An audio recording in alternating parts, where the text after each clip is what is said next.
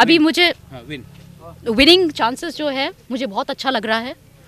और मतलब हमारे एलाइज भी हैं सब साथ में। कांग्रेस ने बहुत वादा किया है सेंटर में, अगर हमारी आवाज़ पहुंचना है, हमको कुछ करना है तो हमें तो सेंटर में बोलना ही है। हम लोग को तो पीपल को रिप्रेजेंट ही करना है। तो हमारे जैसे लोग जो एजुकेटेड है, जो बाहर गए हैं, अवेयरनेस हमारे अंदर में है।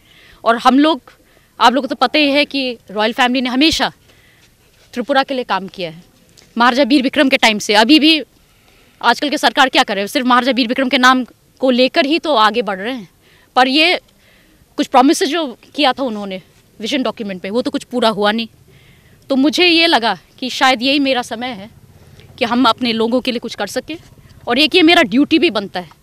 इसीलिए मैंने जब देखा कि सब हमारे एलाइज हमारे साथ में हैं, कांग्रेस भी हमें हेल्प कर रही है, तो क्यों ना इस मौके का हम लोग वो मौका का फ़ायदा उठाएं और हम लोग अपने स्टेट को फिर आगे बढ़ाएं टुवर्ड्स डेवलपमेंट एंड पीस।